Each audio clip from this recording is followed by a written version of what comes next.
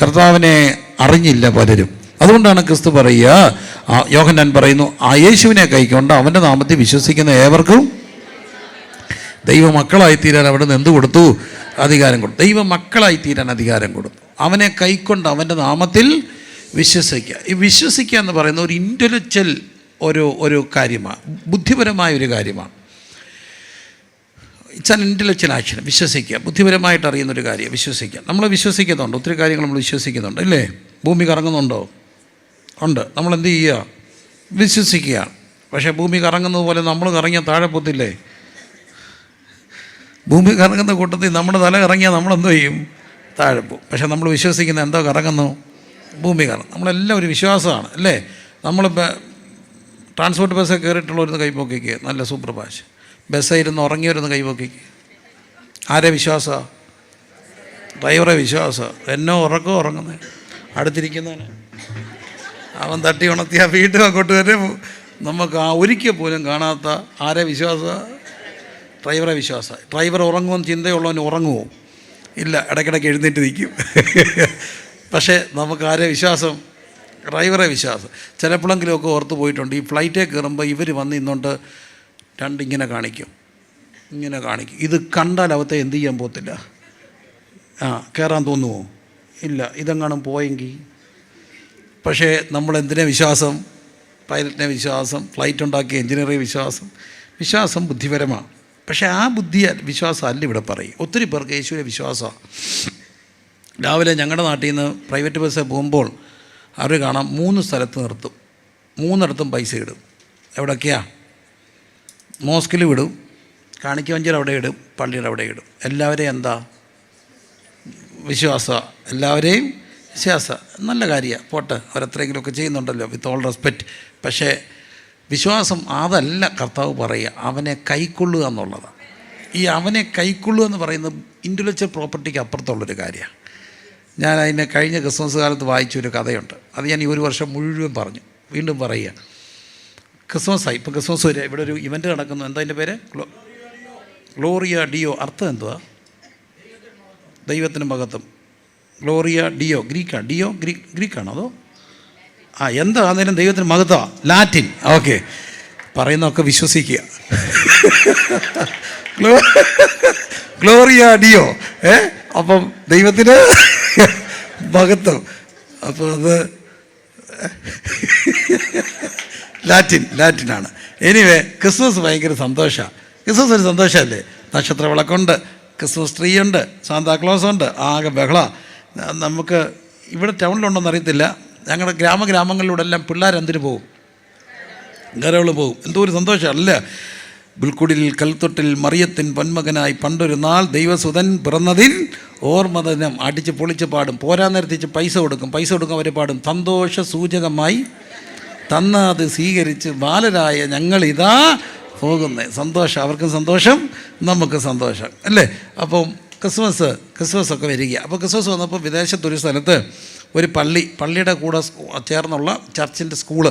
അപ്പോൾ ആ സ്കൂളിലെ ഓരോ ക്ലാസ്സുകാർക്കും ഒരു പ്രോഗ്രാം കൊടുത്തു. അതിനകത്ത് 8ാം ക്ലാസ്സുകാർക്ക് കൊടുത്ത പ്രോഗ്രാം തിരുപ്പിറവി, കർത്താവിൻ്റെ ജനനം നാടകമാക്കണം. അപ്പോൾ അവർ നാടകത്തിന് വേണ്ടി അവർ പ്രിപ്പയർ ചെയ്തപ്പോൾ അവരെല്ലാം സ്ക്രിപ്റ്റെല്ലാം തയ്യാറാക്കി. പക്ഷെ അവർക്ക് വന്നൊരു ടെക്നിക്കൽ പ്രശ്നം എന്താണെന്ന് ചോദിച്ചാൽ, ആ ക്ലാസ്സിൽ ഒരു കുട്ടിയുണ്ട്. ഈ കുട്ടികൾ പല രീതിയിലാണ്, നമുക്കറിയാം. ചില കുട്ടികൾ ഇപ്പം ഹൈപ്പർ എന്ന് പറയത്തില്ലേ? ഒത്തിരി പിള്ളേർ ഇപ്പോൾ ഹൈപ്പറാണ്. പക്ഷേ ഈ ഹൈപ്പർ എന്ന് കേട്ട് ഇപ്പോഴാണ് ഈ ഡയഗ്നോസ് ചെയ്ത് ഹൈപ്പറോ പാസ്റ്ററോ ഈ ഹൈപ്പർ എന്ന് പറയുന്ന പണ്ടത്തെ മെനയാണ്. പണ്ട് പലരും ആരായിരുന്നു? ഹൈപ്പറായിരുന്നു. ഹൈപ്പറിന് സൈക്കോളജിസ്റ്റ് ഒന്നും ഇല്ലായിരുന്നു. ഹൈപ്പറിൻ്റെ മെന അങ്ങനെ മാറ്റി. അച്ചായനടിച്ചു, അമ്മയടിച്ചു, അമ്മൂമ്മയടിച്ചു, സാറടിച്ചു, ടീച്ചർ അടിച്ചു. മെന എന്തായി? ഓക്കെ ആയി. ഓക്കെ. അവരെങ്ങനെ കിട്ടുമെന്നറിയാം. അവരെ 2 സൈക്ലിങ് പിടിപ്പിക്കും. 1 ഫുൾ സൈക്കിളും 2 ഹാഫ് സൈക്കിളും. ഹാഫ് സൈക്കിൾ ചവിട്ടുന്നത് ഇവിടെ പിടിച്ച, അന്നേരം ഇങ്ങനെ പോകും. പിന്നെ ഇവിടെ ഒരു ഞുള്ളുണ്ട്, അന്നേരമാണ് എന്തോ ചവിട്ടുക. ഫുൾ സൈക്കിൾ ചവിട്ടിയിട്ടുണ്ടോ? ഫുൾ സൈക്കിൾ ചവിട്ടിയിട്ടുണ്ടോ? ഉണ്ടോ?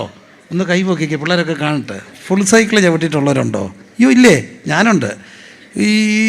അത് ഈ കണക്ക് സാറന്മാരെ ഈ ഫുൾ സൈക്കിള് ട്യൂഷനൊക്കെ ചെല്ലുമ്പോൾ അവരെന്തിനാണെന്നറിയാം നമ്മളെ പിടിച്ചത്? എനിക്കിപ്പോഴും അവരുടെ സങ്കടമുണ്ട്. Tan theta, cos theta, sine theta. ലോകത്തൊരു ഗുണം ഉണ്ടാകാത്തൊരു സാധനത്തിൻ്റെ പേര് എന്തെങ്കിലും ഗുണം ആർക്കെങ്കിലും എവിടെ വെച്ചെങ്കിലും ഉണ്ടായിട്ടുണ്ടോ? ടാനും സൈനും കോസിൻ്റെ ഒക്കെ പേര് ഫുൾ സൈക്കിൾ പഠിച്ചില്ലേ, അതൊക്കെ മെനയായിരുന്നു. പിന്നെ കുറച്ച് പേര് ഫ്ലോയ് ഉണ്ടായിരുന്നു, അവരാണ് ഈ മൊണ്ണയെന്നൊക്കെ പറയുന്നത്. മൊണ്ണയ്ക്ക് എന്താ പറ്റി? മൊണ്ണയ്ക്ക് എന്നാ പറ്റാനാ? ഗവൺമെൻറ് സ്കൂളിലെ ഫ്രണ്ട് ബെഞ്ചിൽ ഇരുന്നവരൊക്കെ ഡോക്ടറൊക്കെ ആയി. ഡോക്ടറൊന്നും ആയില്ലെങ്കിലും അവരെന്തെങ്കിലും സാറൊക്കെ ആയി. രണ്ടാമത്തെ ബെഞ്ചിൽ ഇരുന്നവരാണ് PSC എഴുതി പോയത്, LD ക്ലർക്ക് നോർമൽ. മൂന്നാമത്തെ ബെഞ്ചിൽ ഇരുന്നവരാണ് പഞ്ചായത്ത് മെമ്പറൊക്കെ ആയത്. നാലാമത്തെ ബെഞ്ചിൽ ഇരുന്നവരാണ് ഉപദേശിയായത്. ആയില്ലേ? ആർക്കാ കുഴപ്പം വന്നേ? ഒന്നിനും കുഴപ്പം വന്നില്ല. അപ്പോൾ നമുക്ക് ഇതിനകത്ത് സ്ലോ എന്ന് പറയുന്നൊരു കൊച്ചുണ്ടായിരുന്നു, അവൻ്റെ പേര് വാലസ് എന്ന്. വാലസിന് പറയാൻ വലിയ പാടാണ്. അപ്പോൾ ഇവരെ പറഞ്ഞ് വാലസിനെ ഒഴിവാക്കാമെന്ന്. അപ്പോൾ വാലസിനെ ഒഴിവാക്കാമെന്ന് പറഞ്ഞപ്പോൾ ചെല്ല പറഞ്ഞ് വാലസിനെ ഒഴിവാക്കാൻ പാടില്ല, ഉണ്ണീശോ സഹിക്കുമോ, ആരെങ്കിലും ഒഴിവാക്കാൻ ഒക്കുമോ? ഇല്ല. ഒടുവിൽ വാലസിന് ഒരു റോള് കൊടുത്തു, ഏറ്റവും ചെറിയ റോളാണ്. റോൾ ഇത്രയേ ഉള്ളൂ. ജോസഫ് മറിയത്തെ താങ്ങി പിടിച്ചുകൊണ്ട് വരുമ്പോൾ, ഇത് ഗൂഗിളിലൊക്കെ ഉണ്ട് ഈ നാടകം, ദ ഇന്നെന്നുള്ള പേര്. അപ്പം വന്നിട്ട് മുട്ടുമ്പോൾ വാലസ് വന്ന് കഥ തുറക്കും. അപ്പം ചോദിക്കും സ്ഥലം ഉണ്ടോ എന്ന് ചോദിക്കുമ്പോൾ വാലസ് പറയണം സോറി ഹിയർ നോ പ്ലേസ് എന്ന് പറയണം. അത്രയേ ഉള്ളൂ, കഥ അടച്ചാൽ മതി. നാടകം തുടങ്ങി. ജോസഫ് മറിയത്തെ താങ്ങി പിടിച്ചുകൊണ്ട് വന്ന് കഥകെ മുട്ടി. വാലസ് കഥ പറഞ്ഞു. വാലസ് പാവമല്ലേ, വാലസിന് ഈ മറിയത്തെ കണ്ടപ്പോൾ അങ്ങ് സങ്കടം വന്നു. വാലസ് ഇങ്ങനെ കരഞ്ഞു, സങ്കടപ്പെട്ട് നോക്കി നിന്നപ്പോൾ ജോസഫ് ചോദിച്ചു സ്ഥലം തരാമോ? വാലസിനെ പറയാൻ മടിയായി. അപ്പോൾ ടീച്ചർമാർ അവിടെ നിന്നുകൊണ്ട് പറഞ്ഞു വാലസ് ടെൽ നോ പ്ലേസ്. അവസാനം ഇവരെല്ലാം കൂടി നോ പ്ലേസ് എന്ന് പറഞ്ഞപ്പോൾ വാലസ് സങ്കടപ്പെട്ട് പറഞ്ഞു നോ പ്ലേസ് എന്ന്.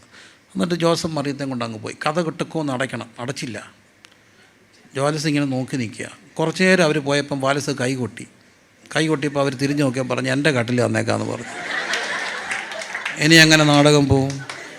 ഇനിയുമാണ് വിദ്വാൻമാർ വരും, പൊന്നും മൂരും കുന്തിരിക്കാൻ കാഴ്ച വെക്കണം, ഇടയന്മാർ വരണം, എല്ലാം കേൾക്കണ്ട, എല്ലാം പോയി. പക്ഷേ ആ വർഷത്തെ ഏറ്റവും നല്ല നാടകമായിട്ട് തിരഞ്ഞെടുത്തു. കാരണം ജനമെല്ലാം എഴുന്നേറ്റ് നിന്ന് കൈയടിച്ച്. സത്യത്തിൽ ഇതാണ് കൈക്കൊള്ളുക എന്ന് പറയുന്നത്. വാലസ് പറഞ്ഞ് എൻ്റെ ഇടങ്ങ് തന്നേക്കാം. ബുദ്ധിയൊന്നുമില്ല, ഈ ബുദ്ധിമാന്മാർക്ക് ഇതൊന്നും ഒക്കത്തില്ല. പക്ഷെ വലിയ ബുദ്ധിയില്ലാത്ത ഒത്തിരി പേര് പറയുന്നുണ്ട് ഇവിടെ ഇങ്ങനെ പോരാൻ പറയും. എൻ്റെ ഹൃദയം നിനക്കാണ്, എൻ്റെ ഹൃദയം അങ്ങയ്ക്കാണ്, എൻ്റെ ഹൃദയം അങ്ങയ്ക്കാം. അത് വലിയ ബുദ്ധിയുള്ളവർക്കൊന്നും നോക്കത്തില്ല. അവരിങ്ങനെ 1000 വട്ടം ആലോചിക്കും. 1000 വട്ടം ആലോചിച്ചുകൊണ്ടിരിക്കുമ്പോഴത്തേനെ ഒന്നും നടക്കത്തില്ല. നടക്കുമോ? ഇല്ല. ബുദ്ധി കുറഞ്ഞവർ പറയും താണ്ട് ഇവിടെ ഇടമുണ്ടെന്ന്. എപ്പോഴെങ്കിലുമൊക്കെ അങ്ങനെ ഒരു ദിവസം പറഞ്ഞതാണ് നമ്മുടെ ജീവിതത്തിൻ്റെ ഡെസ്റ്റിനി മാറ്റിയത്. അത് ബുദ്ധിമാന്മാർക്കൊത്തില്ല, അത് മിടുക്കന്മാർക്കൊത്തില്ല. പക്ഷേ ഒത്തിരി സാധുക്കൾ അവിടെ ഇവിടെ ഇരുന്നുകൊണ്ട് പറഞ്ഞു ബാ എൻ്റെ ഹൃദയം അങ്ങയ്ക്കാന്ന് പറഞ്ഞു. അതൊരു കൺവെൻഷൻ ആയിരിക്കാം, അതൊരു യോഗത്തിൽ വെച്ചായിരിക്കാം, അതൊരു ട്രാക്റ്റ് വായിച്ചപ്പോഴായിരിക്കാം, അത് ഒറ്റയ്ക്ക് നടന്നപ്പോഴായിരിക്കാം. പക്ഷേ എപ്പോഴെല്ലാം കർത്താവ് ഇടപെട്ടോ അവർ പറഞ്ഞു എൻ്റെ ഹൃദയം നിനക്കാണ്. ഹൃദയത്തിൽ അവർ ദൈവത്തിനെ വിശുദ്ധീകരിച്ച് സ്വീകരിച്ചു. അങ്ങനെ കൈക്കൊണ്ടവർക്ക് എന്തായി തീരാം?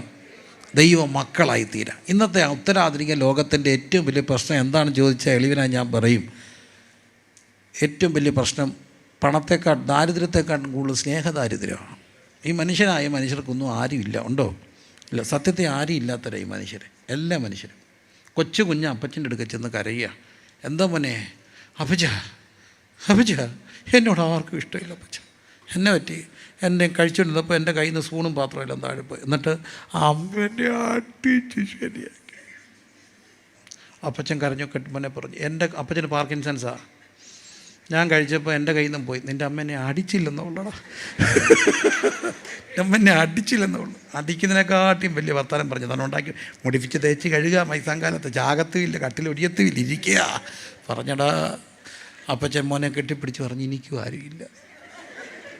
മോൻ കരഞ്ഞു, എനിക്കും ആരുമില്ല. എല്ലാവരുടെയും പ്രശ്നം എന്തില്ലെന്നുള്ളതാണ്, ആരുമില്ലെന്നുള്ളത്. സ്നേഹദാരിദ്ര്യമാണ്. തിരുവനന്തപുരം ഒരു പട്ടണമല്ലേ, ഗ്രാമങ്ങളുണ്ടെങ്കിൽ പോലും. പട്ടണം എന്നൊക്കെ പറയുന്നതിന് നല്ലൊരു ഡെഫിനിഷൻ കേട്ടു. What is city? City is a place where there are lot of lonely people staying together. ആരുമില്ലാത്ത കുറേ മനുഷ്യർ താമസിക്കുന്ന സ്ഥലത്തിൻ്റെ പേരാ city. City is a place where there are lot of lonely people staying. ഫ്ലാറ്റിൽ അപ്പുറത്ത് ആരാന്നറിയാവോ? ആരോ വരുന്നു, ആരോ പോകുന്നു, എപ്പോഴോ വരുന്നു. അവരിടയ്ക്ക് പുറത്ത് പോയി കഴിച്ചിട്ട് വീട്ടിൽ വന്ന് കിടക്കുന്നു. ആരും ഇല്ലാത്ത ഒത്തിരി പേര്. ഇതാണ് മനുഷ്യൻ. പക്ഷേ ഈ അനാഥത്വം മാറ്റുന്ന ഒറ്റ ഇടമുണ്ട്.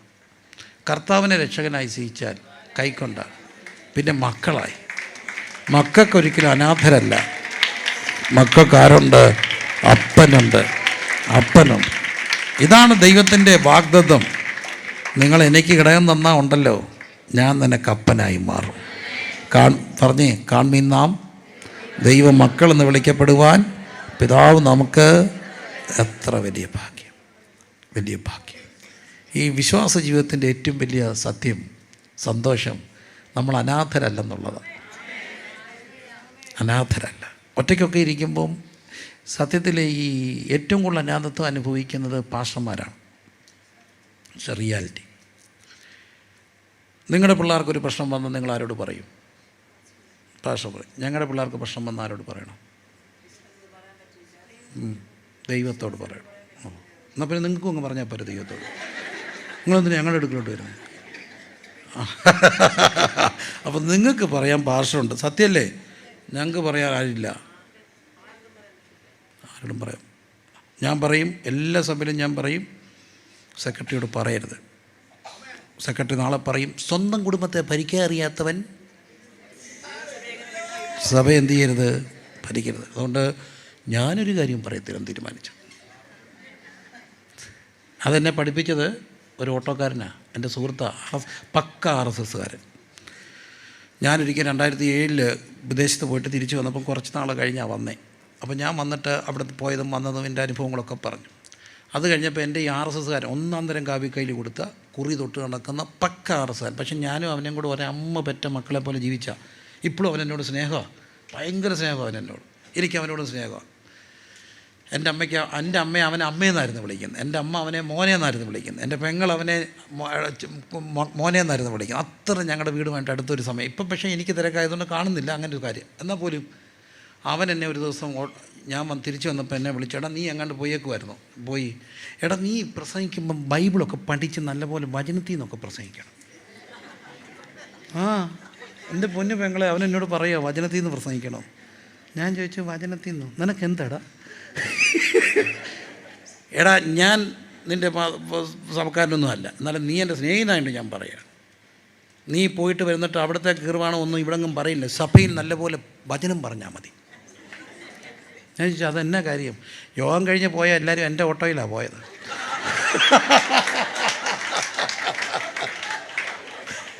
അവന് പോയിട്ട് അവൻ ഭയൻ്റെ കേൾക്കാനാ. അയ്യോ നമ്മളെ ഞായറാഴ്ച അവൻ വല്ലതും കൊണ്ടുവന്ന് അവൻ്റെ ഭാര്യ നിന്നാൽ പോരെ. ഓട്ടോക്കാരൻ എന്നെ പഠിപ്പിച്ചു, ഒരു കാര്യവും പറയരുത്. വാഴ്വ് എൻ്റെ RSSകാരൻ സുഹൃത്തിന്, സത്യത്തിൽ അവൻ RSSൻ്റെ നല്ല പ്രവർത്തകനാണ്. പക്ഷേ അവന് ജാതി മതമൊക്കെ നമ്മളുണ്ടാക്കുന്നതല്ലേ. അവൻ എൻ്റെ ഏറ്റവും അടുത്ത സുഹൃത്താണ്. ഇന്നും അവൻ എന്നോട് സ്നേഹമാണ്. അവൻ എന്നോട് പറഞ്ഞു, ഒരു കാര്യവും പറയണ്ടടാ. എവിടെ നിന്ന് പറയും? ഓട്ടോയ്ക്കകത്തിരുന്ന് പറയും. വീട്ടിലെ കാര്യം ഓട്ടോയ്ക്കകത്തിരുന്ന് പറയുമോ? പറയില്ല. അതാണ് കുഴപ്പം. അതുകൊണ്ട് ഞങ്ങൾ ഒരു കാര്യവും ആരോടും എന്ത് ചെയ്യത്തില്ല. പിന്നെ ആരോട് പറയും? അവിടെയാണ് ഞാൻ ഈ ഭയം എന്ന് പറയുന്നത്, ഈ പാനിക് അറ്റാക്ക് എന്നൊക്കെ പറയത്തില്ല ഇപ്പം പിള്ളേർ പെട്ടെന്നുണ്ടാകുന്നൊരു സംഭവം. അത് ഭയങ്കര ഭീകരം കേട്ടോ. ഞാനങ്ങനെ പൊതുവെ പേടിക്കുന്ന ഒരാളല്ല. എനിക്കങ്ങനെ ഭയം ഇല്ലത്തെന്ന് ഞാൻ പറയത്തില്ല. എന്നാലും പൊതുവേ എനിക്കങ്ങനെ പല കാര്യങ്ങളും ഞാൻ ഭയക്കാറില്ല. പക്ഷേ ഒരു രാത്രി 2018 പ്രളയം കഴിഞ്ഞ ഒരു രാത്രി ഞാൻ പേടിച്ചു. ഒരു പേടി എന്നെ പിടിച്ചു. അത് ഒരു ദുശക്തിയുടെ പോരാട്ടമായിരുന്നു. ശരിക്കും ഞാൻ പേടിച്ചെന്ന് പറഞ്ഞാൽ അയ്യോ ചുരുണ്ടുപോയി, പിടിച്ചു. ഞാൻ രാത്രി ഒത്തിരി ഇരുട്ടിയപ്പോൾ എൻ്റെ ഒരു സുഹൃത്തിനെ വിളിച്ച്, കുറച്ച് നേരം വന്ന് പ്രാർത്ഥിക്കാമോ? അദ്ദേഹം ദൂരെ നിന്ന് വന്ന് എൻ്റെ കൂടെ ഇരുന്ന് 3-3:30 വരെ ഇരുന്നു. എന്നിട്ട് പുള്ളിക്ക് വെളുപ്പിന് ചെല്ലണം. പുള്ളി പോയി. ഞാൻ തന്നെ ഹോളിൽ കിടക്കുക. ഞാൻ വൈഫിനോട് പറഞ്ഞു ഞാൻ ഹോളിലാണ്. നേരം വെളുത്തില്ല, ആളെ കാണത്തില്ല. എൻ്റെ ഭാര്യ ഓടി വന്ന് എന്നെ വിളിച്ചിട്ട് പറഞ്ഞു, ആരോ മുറ്റത്ത് നിന്ന് വിളിക്കുന്നു, ബെല്ലടിക്കുന്നു. ചോദിച്ചപ്പോൾ അച്ഛനെ കാണാൻ വന്നാന്ന് പറഞ്ഞു. അവൾ എന്നെ വന്ന് വിളിച്ചു. ഞാൻ ചെന്നപ്പോൾ എനിക്ക് ആളെ കഷ്ടിച്ച് കാണാവുന്ന ഒരു വട്ടം വരുന്നേ ഉള്ളൂ. അയ്യോ ഇന്നാരല്ലേ? ആണോ? ഒത്തിരി ദൂരെ നിന്ന് വരിക. എന്നാ കാര്യം?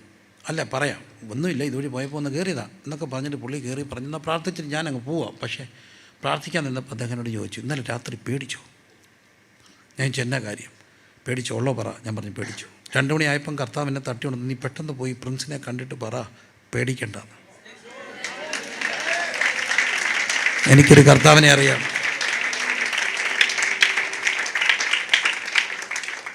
ഞങ്ങളുടെ ചർച്ചയിൽ രാത്രിയിലൊക്കെ പ്രാർത്ഥിക്കാനൊക്കെ വരുന്ന പിള്ളേരുണ്ട്. അപ്പോൾ അതുകൊണ്ട് തന്നെ ഒരു രാത്രി അവർ വീടിൻ്റെ മുറ്റത്തൂടെ എങ്ങനെ പോകുന്നേ.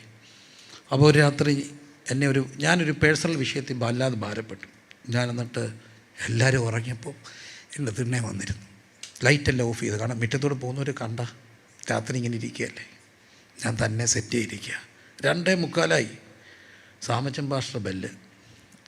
ഞാൻ പെട്ടെന്ന് ഫോൺ എടുത്തു. അച്ഛാ എന്നച്ചാ മോൻ്റെ കല്യാണം 2:45 വെളുപ്പിനെ. ഞാൻ ഇന്ത്യയിലാണോ പുല്ലൂര? അന്നോട് പറഞ്ഞു, പ്രിൻസേ രാവിലെ നിന്നെ വിളിക്കണമെന്ന് ഇപ്പം ചിരിക്കുകയായിരുന്നു, പക്ഷേ വിളിച്ചപ്പോൾ അതങ്ങ് പറഞ്ഞതേ ഉള്ളൂ, മറക്കാതിരിക്കാം. പക്ഷേ അതിനല്ല വിളിച്ചത്. ഞാൻ ഒരു വെളിപ്പാട് കണ്ടുകൊണ്ട് ഉണർന്നു. ഇപ്പം തന്നെ നിന്നോട് കൺവേ ചെയ്യണമെന്ന് തോന്നി. അതെന്താണോ പറഞ്ഞത് അതെൻ്റെ പ്രശ്നത്തിനുള്ള ഉത്തരവായിരുന്നു. ഞാൻ ഈ മനുഷ്യൻ അവിടെ ഒറ്റയ്ക്ക് ലൈറ്റ് ഓഫ് ചെയ്തിരുന്ന ആരെ കണ്ടേ? പക്ഷെ എനിക്കൊന്നറിയാം, എൻ്റെ കണ്ണ് നനഞ്ഞ അറിയുന്ന ഒരപ്പനുണ്ട്, എൻ്റെ മുഖം പാടി അറിയുന്ന ഒരപ്പനുണ്ട്. അതുകൊണ്ട് ഞാൻ പറയും, ഞാൻ അനാഥനല്ല. എൻ്റെ മുഖം പാടി എന്നെ ചോദിക്കുന്ന ഒരപ്പനെ എനിക്കറിയാം. എൻ്റെ കണ്ണ് നനഞ്ഞാൽ കണ്ണിൽ നാം ദൈവ മക്കളെന്ന് വിളിക്കപ്പെടാൻ കരങ്ങൾ ഉയർത്തി പ്രാർത്ഥിച്ചു. കരഞ്ഞുകൊണ്ടുറങ്ങിയ ആർക്കെല്ലാം അറിയാം, എത്രയോ ജീവിതയാത്രയിൽ പോയി അന്നല്ല ഈ അപ്പം വന്നു. ഒന്നേ ആളെ വെട്ടി അപ്പൻ എങ്ങനെങ്കിലുമൊക്കെ എൻ്റെ അടുക്ക് വന്നിട്ട് പറഞ്ഞു, സാരമില്ലത് കാൺമീൻ നാം ദൈവമക്കളെന്ന് വിളിക്കപ്പെടാൻ. 20ാമത്തെ പകൽ എനിക്ക് പറയാനൊരു കാര്യമുണ്ട്. ഞാൻ അനാഥനല്ല. അവൻ്റെ മക്കൾ ആരും അനാഥരല്ല. അവന് ഹൃദയം കൊടുത്തവരാരും അനാഥരല്ല.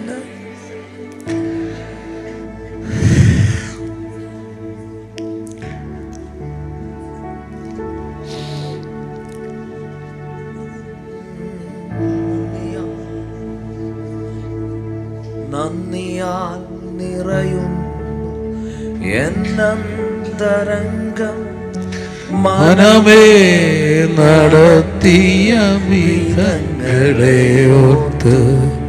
നന്ദിയാൽ നിറയുന്നു എന്നന്തരംഗം, മനമേ നടത്തിയ വിധങ്ങളെ ഓർത്തു. ഒന്നിനും കുറവില്ലാതെ നടത്തുന്ന ഇമ്മാനുവേലേ, അങ്ങേക്കു നന്ദി.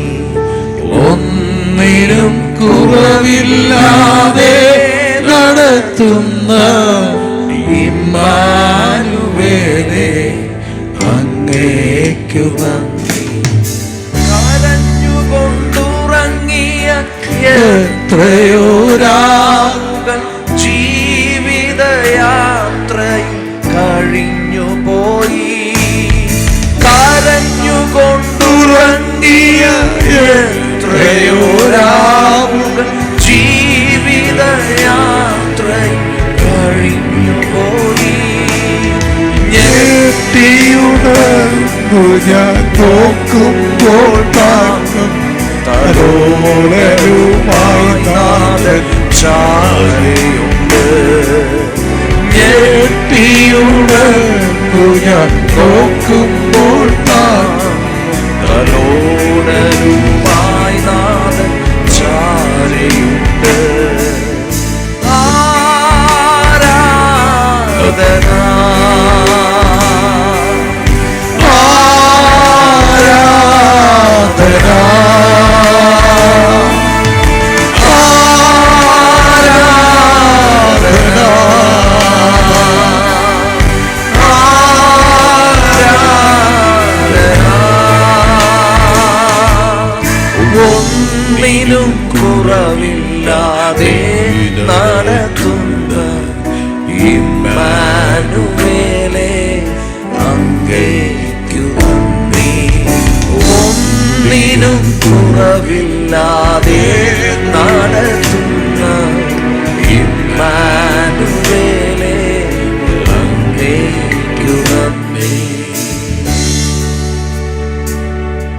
കാഴ്മീൻ നാം ദൈവ മക്കളെന്ന് വിളിക്കപ്പെടുവാൻ പിതാവ് നമുക്ക് എത്ര വലിയ പദവി. അവിടുത്തെ കൈക്കൊണ്ട് അവിടുത്തെ നാമത്തെ വിശ്വസിക്കുന്ന ഏവർക്കും അപ്പം മക്കളായി തീർന്നാൽ ഒരപ്പനുണ്ട്. ഈ അപ്പനെക്കുറിച്ച് പറയുന്നൊരു വാക്കുണ്ട്, ചോദിക്കും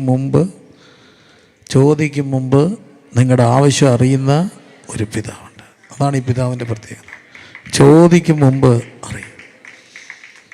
വീണ്ടും തിരുവനന്തപുരം സാക്ഷിയാണ്. തിരുവനന്തപുരത്ത് നിന്ന് ഒത്തിരി വർഷം മുമ്പ്, കുറേ നാൾക്ക് മുമ്പ്, ഞാൻ ഒരു ഉച്ച കഴിഞ്ഞ് നാട്ടിലോട്ട് റാന്നിക്ക് പോകുമ്പോൾ ഒരു 4:45 ഞാനൊരു കൊട്ടാരക്കരയായപ്പോൾ എന്നെ ഒരു സഹോദരൻ വിളിച്ചു. അതൊത്തിരി പേര് കേട്ടാന്ന് തോന്നുന്നു. ഞാനൊരു ചർച്ചയ്ക്ക് കൊണ്ടിരിക്കും ക്യാമ്പിൽ പറഞ്ഞത് അവർ കട്ട് ചെയ്തിട്ടു. അപ്പോൾ എൻ്റെ വിളിച്ച സഹോദരൻ പറഞ്ഞു ദൂരെ നിന്ന് വരികയാണ്. അദ്ദേഹം പറഞ്ഞു ഞാൻ റാന്നി വഴി പോവുകയാണ്, പക്ഷേ എനിക്ക് വീട്ടിൽ കയറാൻ സമയമില്ല. എൻ്റെ കൈ കുറച്ച് പ്രോൺസ് ഉണ്ട്, അത് നിങ്ങൾക്ക് തരാൻ വേണ്ടി ഞാൻ മേടിച്ചു, പക്ഷേ എനിക്ക് വീട്ടിൽ കയറാൻ സമയമില്ല. അതുകൊണ്ട് ആരെങ്കിലും ടൗണിൻ്റെ അവിടോട്ടൊന്ന് വിടണം, പെട്ടെന്ന് കൊടുത്തു വിടാമെന്ന് പറഞ്ഞു. അപ്പോൾ ഞാൻ പെട്ടെന്ന് എൻ്റെ ഭാര്യയെ വിളിച്ചിട്ട് പറഞ്ഞു ഇന്നാര് വരുന്നുണ്ട്, പുള്ളിയുടെ കൈ കുറച്ച് പ്രോൺസ് ഉണ്ട്, നമുക്ക് തരാൻ മേടിച്ചതാണ്, പക്ഷേ സമയമില്ല, അതുകൊണ്ട് ഞാൻ പെട്ടെന്ന് ആരെങ്കിലും ഒന്ന് ടൗണിലോട്ട് ഇന്നടുത്തോട്ട് വിടാൻ പറഞ്ഞു. പ്രോൺസ് ഉണ്ട്, ടൗണിലോട്ട് വിടാം. ഒരു 4:15 4:30 ആകുന്നു. ഇത് കേട്ടപ്പോൾ അവളങ്ങ് കരയുക, വിതുമ്പുക. പ്രോൺസാ എന്നിട്ട് അവൾക്ക് ഇതൊക്കെ വിതുമ്പ്. ഞാനോർത്ത് ഈ പ്രോൺസും കരച്ചിലുമായിട്ട് എന്താ ബന്ധം? പ്രോൺസ് ഉണ്ടെന്ന് പറയുമ്പോൾ കരയേണ്ട കാര്യമാണ്. ഞാൻ എന്തോ പറ്റി? അല്ല അച്ഛാ, കൊച്ചു സ്കൂളിൽ നിന്ന് വന്നു. എന്നിട്ട് വന്ന ഉടനെ ബാഗ് താത്തിട്ടിട്ട് പറഞ്ഞു ഇന്ന് ഉച്ചയ്ക്ക് ഒരു കൂട്ടുകാരി പ്രോൺസ് ബിരിയാണി വെച്ചുകൊണ്ട് വന്നു, ഞങ്ങൾക്ക് എല്ലാവർക്കും ഷെയർ ചെയ്യാം, നല്ല രുചിയായിരുന്നു. അമ്മ ഒരു പ്രോൺസ് ബിരിയാണി വെച്ച് തരണം. എന്നിട്ട് എടുത്തു അതിലൊരു കൊട്ടേഷൻ. നടക്കത്തില്ലെന്നൊക്കെ അറിയാം, പിന്നെ അങ്ങ് പറഞ്ഞതേ ഉള്ളൂ.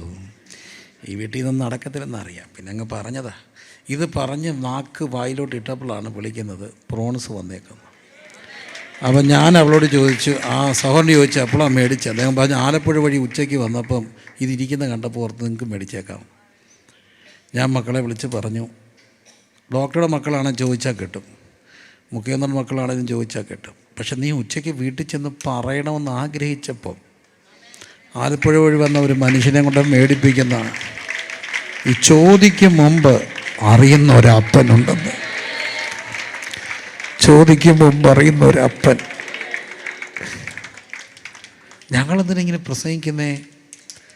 വാട്ട് ഈസ് യുവർ ഫാദർ എന്നൊക്കെ ചോദിച്ചാൽ നല്ല പേരൊക്കെ ഉള്ളവരാണെങ്കിൽ ഞെളിഞ്ഞി എന്ന് പറയത്തില്ലേ? ഞങ്ങൾ ഈ കവലയിലും അവിടെ എവിടെ നിന്ന് ഈ ഉറക്കെ പ്രസംഗിക്കുന്നത് പറയാനൊരു അപ്പനുള്ളത് കൊണ്ടാണ്. അപ്പനെക്കുറിച്ച് പറഞ്ഞാൽ മോശമല്ലെന്നുള്ളത് കൊണ്ട്. അപ്പോൾ എന്താണ് സുവിശേഷ വേല? അപ്പനെക്കുറിച്ച് പറയുന്ന സുവിശേഷ വേല. ഇങ്ങനൊരു അപ്പനുണ്ടെന്നുള്ള അറിവ്. Hallelujah, hallelujah.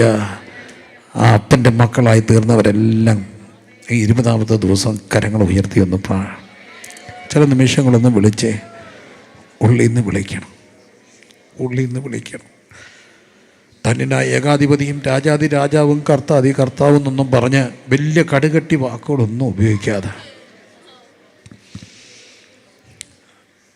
അപ്പത്തൊന്ന് വിളിച്ചാൽ ഭയങ്കര തിരക്കുള്ളിടത്തും ദാവീദ് പുത്ര എന്ന് പറഞ്ഞപ്പോൾ 1000 കിടന്ന് വിളിക്കുമ്പോൾ ഈ കണ്ണുപൊട്ടനെ ആര് കാണാനാ?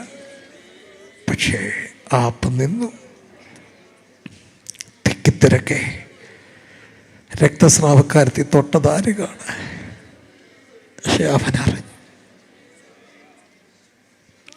കരഞ്ഞുകൊണ്ടുറങ്ങിയ എത്രയോ രാവുകൾ ജീവിതയാത്രയിൽ,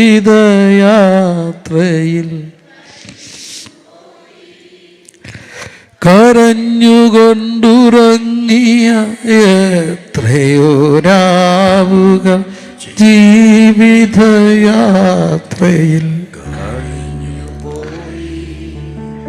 ഞെട്ടിയുണർന്നു ഞാൻ നോക്കുമ്പോൾ തലോടലുമായി നാഥൻ. എന്നെ സംബന്ധിച്ച് ഇതൊരു പ്രസംഗമല്ല. ഞെട്ടിയുണർന്ന എത്രയോ രാത്രികളിൽ അവൻ എൻ്റെ അടുത്ത് വന്നിട്ടുണ്ട്. ഞാനത് അനുഭവിച്ചിട്ടുണ്ട്. എനിക്ക് ദൈവമുണ്ടെന്ന് പറയാൻ തെളിവിൻ്റെ ആവശ്യം വേണ്ട. 1000 തെളിവുകൾ നിരത്തി ദൈവം ഇല്ലെന്ന് പറഞ്ഞാലും എനിക്ക് ദൈവമുണ്ടെന്ന് പറയാൻ തെളിവിൻ്റെ ആവശ്യമില്ല. കാരണം കരഞ്ഞുകൊണ്ടുറങ്ങിയ എത്രയോ രാവുകൾ ജീവിതയാത്രയിൽ കഴിഞ്ഞു പോയി കരഞ്ഞുകൊണ്ടുറങ്ങിയ എത്രയോ രാവുകൾ ജീവിതയാത്രയിൽ കഴിഞ്ഞുപോയി ഞെട്ടിയുടർന്നു ഞാൻ നോക്കുമ്പോൾ തലോടലുമായി നാഥൻ ചാരയുണ്ട്. ഞെട്ടിയുണർന്നു ഞാൻ നോക്കുമ്പോൾ തലോടലുമായി നാഥൻ ചാരയുണ്ട്.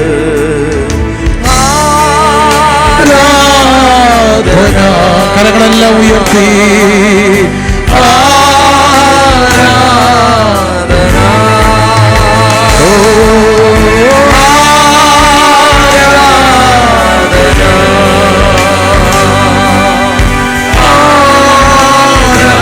ആരാധന ഒന്നിനും കുറവില്ലാതെ നടത്തുന്ന ഇമ്മാനുവേലേ അങ്ങേക്കു നന്ദി. ഒന്നിനും കുറവില്ലാതെ നടക്കുന്ന ഇമ്മാനുവേലേ അങ്ങേക്കു നന്ദി. നന്ദിയാൽ നിറയുന്നു എന്നന്തരംഗം മനമേ നടത്തിയ വിധങ്ങളെ ഓർത്ത് നന്ദിയാൽ നിറയുന്നു എന്നന്തരംഗം മനമേ നടത്തിയ വിധങ്ങളെ ഓർത്ത് ഒന്നിനും കുറവില്ലാതെ നടക്കുന്ന ഇമ്മാനുവേലേ അങ്ങേക്കു നന്ദി. ഒന്നിനും കുറവില്ലാതെ നടക്കുന്ന ഇമ്മാനുവേലേ അങ്ങേക്കു നന്ദി. കൂടെ കൂടെ പറയുന്ന ഒരു സുഹൃത്തിൻ്റെ സാക്ഷ്യമുണ്ട്. സുഹൃത്ത് കെനിയക്കാരനാണ്. അദ്ദേഹം ഇന്ത്യയിൽ പഠിക്കാൻ വന്ന ഒരു സുഹൃത്താണ്. ഇന്ത്യയിൽ വന്ന് മാസ്റ്റേഴ്സ് എടുത്ത ഈ സഹോദരൻ എൻ്റെ ഒരു അടുത്ത സുഹൃത്തായി. അദ്ദേഹം നല്ല ശക്തനായ ശുശ്രൂഷകനാണ്. ഇന്ന് അനധിസാധാരണമായ വചന വെളിപ്പാടാണ്. മണിക്കൂറുകൾ പ്രാർത്ഥിക്കുന്ന ഒരു സഹോദരൻ. അദ്ദേഹത്തിന് ശുശ്രൂഷിക്കുമ്പോൾ എളിവനായി ഞാൻ പരിഭാഷപ്പെടുത്തുകയാണ്. പക്ഷേ പരിഭാഷ മുഴുമിപ്പിക്കാൻ പാടായിപ്പോയി. അദ്ദേഹം പറഞ്ഞു, ഇന്ന് ഞാൻ നിങ്ങളുടെ മുമ്പിൽ നല്ല ഒരു വലിയ ശക്തനായൊരു ശുശ്രൂഷകനായിട്ടാണ് നിൽക്കുക. പക്ഷേ അതല്ലായിരുന്നു എൻ്റെ ബാല്യം. അമ്മയുടെ വയറ്റിൽ ആരോ എന്നെ നിക്ഷേപിച്ചു. അപ്പൻ ആരാന്നറിയാതെ ഞാൻ വളർന്നു. ഇരുട്ടിൻ്റെ മറവിൽ അമ്മയ്ക്ക് കൊടുത്ത ആരോ കൊടുത്ത ഒരു സമ്മാനം, ഒരു ജീവപിണ്ഡം, ഒരു മാംസം, അതായിരുന്നു ഞാൻ. ജനിച്ചപ്പോൾ അപ്പൻ ആരാന്നറിയാതെ വളർന്നു. ആരൊക്കെയോ വളർത്തി അമ്മയുടെ സഹോദരിമാരൊക്കെ സ്കൂളിലാക്കി. അതുകൊണ്ട് തന്നെ സ്കൂളിൽ വളർന്നപ്പം നിക്കറ് മേടിക്കാൻ പലപ്പോഴും കീറി നിക്കറ്. അദ്ദേഹം പറയുക, ഫീസ് അടയ്ക്കാനില്ല, എല്ലാം കൊണ്ടും ബുദ്ധിമുട്ടാണ്. അങ്ങനെ പലപ്പോഴും അപമാനിക്കപ്പെട്ടു. എല്ലാ മക്കളെയും അപ്പന്മാർ കൊണ്ടുവരുമ്പോൾ, അവരുടെ PTA മീറ്റിങ്ങിന് പേരൻസ് വരുമ്പോൾ ഇവൻ ചുരുണ്ടു സങ്കടപ്പെട്ട് നിൽക്കുക. 9th എടുക്കാറായപ്പോഴായി കർത്താവിനെ കണ്ടത്. അന്ന് താൻ കാര്യം തീരുമാനിച്ച് ഇനി അമ്മയെ ബുദ്ധിമുട്ടിപ്പിക്കില്ല, അമ്മയോടൊന്നും ചോദിക്കില്ല, എല്ലാ ആവശ്യവും കർത്താവിനോട് ചോദിച്ചു. അങ്ങനെ ഇന്ത്യയിൽ വന്ന് പഠിച്ചു. വർഷങ്ങൾ കഴിഞ്ഞ് വലുതായി മിടുക്കനായി കഴിഞ്ഞപ്പോൾ ജന്മം കൊടുത്ത അപ്പനെ ഒരിക്കൽ കണ്ടു. അന്ന് അപ്പം ബലഹീനായി. ഇവൻ നല്ല ശക്തനാ ഫെലിക്സ്. അപ്പനോർത്തു ബലിഷ്ടമായ ഇവൻ്റെ കരങ്ങൾ അപ്പൻ്റെ കഴുത്തിൽ പിടിക്കും. അപ്പം പേടിച്ച് നിൽക്കുക. പക്ഷെ അപ്പനെ കുത്തിപ്പിടിച്ചില്ല, കെട്ടിപ്പിടിച്ചു. അപ്പനെ കൊണ്ട് അടുത്ത ടെക്സ്റ്റൈൽ ഷോപ്പിൽ പോയി തനിക്ക് ജന്മം തന്ന ഒരിക്കൽ പോലും ഒരു മുട്ടായി മേടിച്ച് തരാത്ത, ഒരു ഫീസ് തരാത്ത അപ്പന് ഷർട്ട് മേടിച്ചു കൊടുത്തു, ഏറ്റവും നല്ല ബ്രാൻഡ് ഷർട്ട്. അത് കഴിഞ്ഞ് അപ്പനെ കൊണ്ട് ഒരു നല്ല ഹോട്ടലിൽ കൊണ്ടുപോയി ബുഫേ കഴിക്കാൻ, ഏറ്റവും കോസ്റ്റ്ലി, ഏറ്റവും അവിടെ കിട്ടാവുന്ന ഏറ്റവും നല്ല ഹോട്ടലിൽ കൊണ്ടുപോയി എല്ലാം കഴിക്കാൻ നിർബന്ധിക്കുക. അപ്പം ചോദിച്ചു, നീ എന്നെ എന്തിനാ ഇങ്ങനെ കൊല്ലുന്നേ? നീ എന്നെ കൊല്ലേ, നീ എന്തായി ചെയ്യുക? അവൻ അപ്പനോട് പറഞ്ഞു, അപ്പൻ എനിക്ക് വാരിക്കോരി സ്നേഹം തന്നിരുന്നെങ്കിൽ, എന്നെ സ്കൂളിൽ കൊണ്ട് വിട്ടിരുന്നെങ്കിൽ, ടാറ്റ തന്ന് കയറ്റി വിട്ടിട്ട് തിരിച്ചു വരുമ്പം വാതുക്കെ നിന്നിരുന്നെങ്കിൽ, എനിക്ക് ഷർട്ട് മേടിച്ച് തന്നിരുന്നെങ്കിൽ ഒരു കാര്യം ഇത്രയും അറിയത്തില്ലായിരുന്നു ഈ അപ്പനെ. പക്ഷെ അപ്പൻ നിഷേധിക്കുന്നതല്ല, വാരിക്കോരി തന്ന ഒരു അപ്പനെ എനിക്കറിഞ്ഞത്. നിഷേധിക്കപ്പെട്ട ഒരു സ്ത്രീ. എത്രയോ അനാഥർ പറയും അവിടുന്ന് എനിക്ക് പിതാവാ. കാൺമീൻ, അവനെ കൈക്കൊണ്ട് അവൻ്റെ നാമത്തിൽ വിശ്വസിക്കുന്ന ഏവർക്കും. എല്ലാവരും ഉറക്കം പറഞ്ഞേ, ഞാൻ അനാഥനല്ല, ഞാൻ അനാഥനല്ല, ഞാൻ അനാഥനല്ല.